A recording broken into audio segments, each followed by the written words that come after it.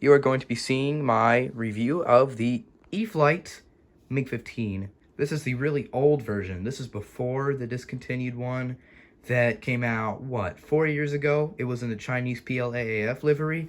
This one is the old Russian red livery. And, yeah, let's get into it. Now, before I go on with this video, I would like to point out and make sure that y'all know this is a used plane. I bought it used, so it's not in amazing condition. Performance may vary, but I don't think it'll vary too much. As you can see, there's some damage to the nose a little bit. This isn't my damage. This was when I bought it used, of course. But nonetheless, this model is very cool. And yeah, okay, here we go into the review. Okay, so this is a pretty good flying spot that's right outside my house. I will point off the fact that this model is very, very light. It is probably the smallest EDF I've actually ever owned. This is a 27mm EDF, 5-blade fan. You know, it's, like I said, pretty underpowered. I'm not sure if I mentioned that yet, but this model is a little underpowered, but it still has just enough to get you from A to B, that being the air and the ground. But as you can see, the gear is not on it right now. That is because I broke it while I was trying to bend it back in place after a bad landing. And so you will not be seeing the gear, but it performs just as good without the gear. And so let's start off with the flight here. So you can see the hand launch is very easy. I might even recommend this as a beginner jet, possibly, because this thing just flies so good. It is a really, really good flying airplane, even after all of this damage.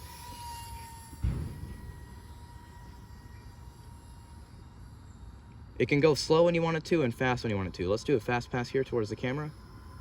Okay, this isn't the best battery to do it with. Heck, this might even be a terrible battery to use it with because this battery is a very old battery, so it's not going to work too well with it. But I'll see what it can do. It's already making that annoying sound, but it's not actually dying, I found out.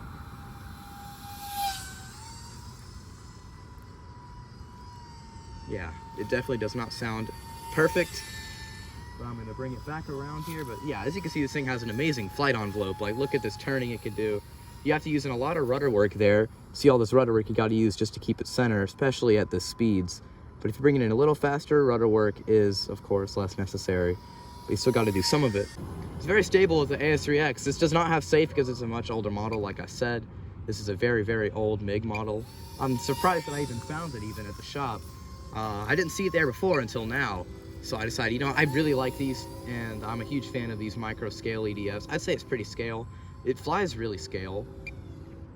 It flies a lot like what I've seen in the Sims. Of course, the Sims aren't amazingly accurate, but, you know, War Thunder isn't exactly the worst sim to practice dogfighting and just basic flying skills. Now, this is a very small battery, and so it's probably not giving out the best performance here, but it's doing what it can. And as you can see, this thing has an amazing flight envelope, like I mentioned before. It's just doing great going around this truck here. Look at that. And this is not modified. If anything, it's stock, very, very stock. So let's try a belly landing here just to show y'all.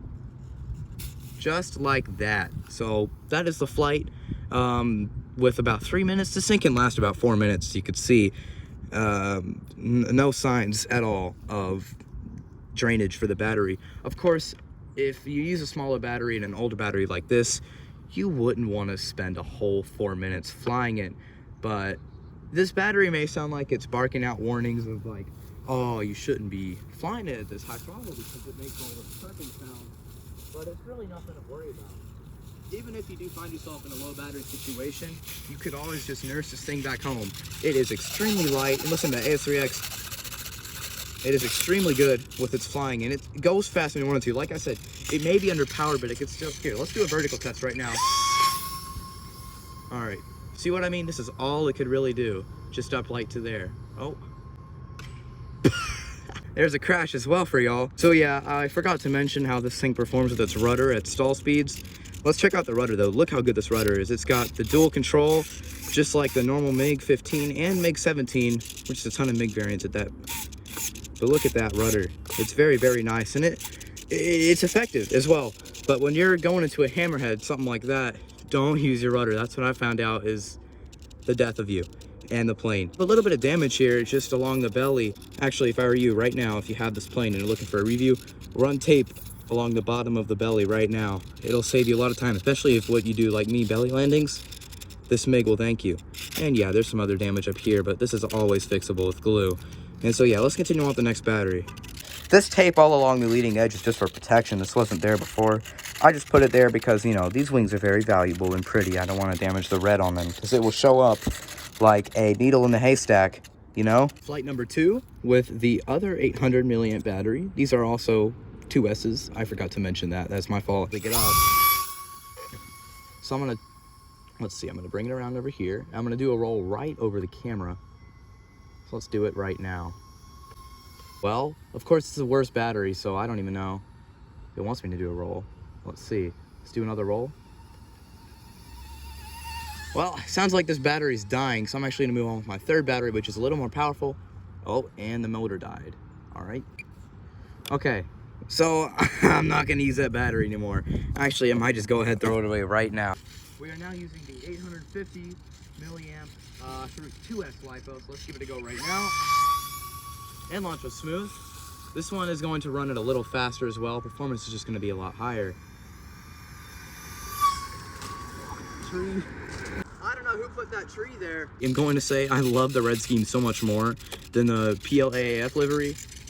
Of course, the PLAAF livery flies better because of it's a little less underpowered. This is a really small motor. I'm going to get into the specifics of the weight and motor size of everything here, but I will mention that there is a much better one out there, and that is the PLAAF livery. So if y'all are looking for a model like this, I would suggest going for the PLAAF livery one, which I believe is already discontinued, but there's a lot more out for sale, unlike this one. This is a old model that has been discontinued for probably about 7 years now. This model is 10 years old. You could see that it's lacking a lot of the newer, let's see, features in here. It doesn't have safe. Unlike the other MiG, this is a really old receiver in there, or just flight computer in there. It's really, really old. You can see it's a lot more crammed, but what I do like is the plastic that runs along here. It's a lot more rigid. This plane is surprisingly strong after all it's been through. UMXs are like that. Since they're so light, you never really have any issues with them when it comes to like a... But if I'm talking like nosedive onto the concrete, yeah, something's gonna happen. But if you, I don't know, cartwheel into the grass or something, nothing bad is going to happen. This grass right here with all the leaves and stuff is perfect for this model. Just because its belly is exposed, the foam, doesn't mean you can't do good belly landings. Of course, that is on grass. I'm gonna try a loop over that lamppost up there. See if we can direct the camera higher just a little bit.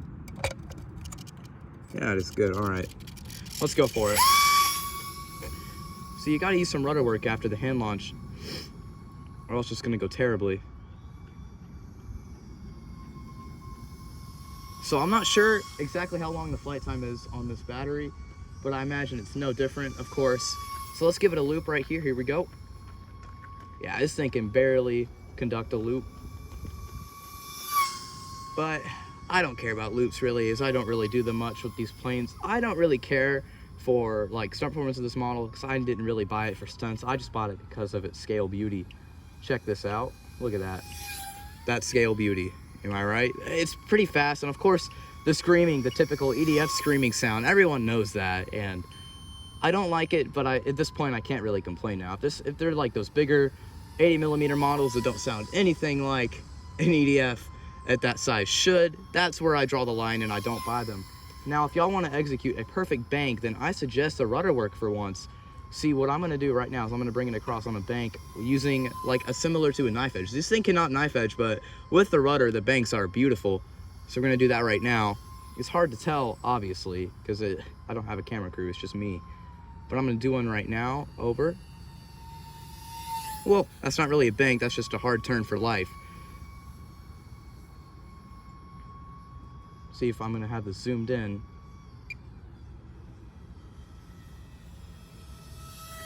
It doesn't sound amazing, but I'd say I've heard worse models. At least it's not really that loud.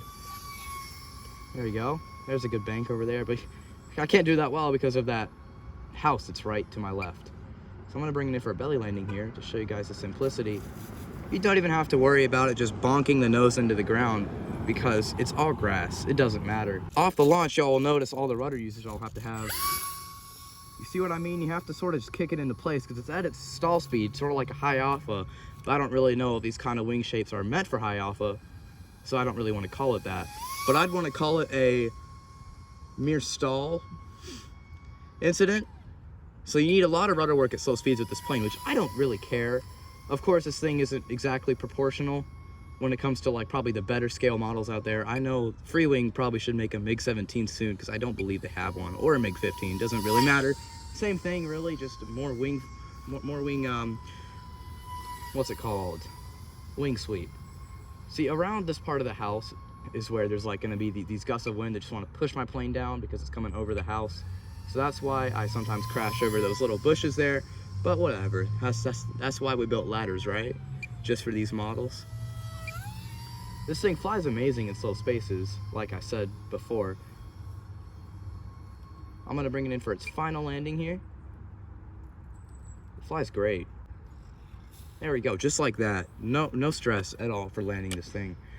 I prefer this over gear anyway. I'm a huge fan of that dual rudder right there. Of course, I know it's only on one channel, but they still went there to do that detailing. So what would I rate this model in flight performance? A 7 out of 10, only because it's underpowered, but it still flies amazing as long as you don't do crazy things with it like you do in a normal EDF. Looks, I'm talking normal looks, I'd give it a solid 9 out of 10. I would like to see an antenna or two here, but I don't care. It's discontinued anyway. But maybe that's like a DIY thing, if you know what I mean. Yeah, I hope you guys enjoyed this not too amazing review because of this flight space. But yeah, I'll see you guys in the next one. Have a nice day, guys.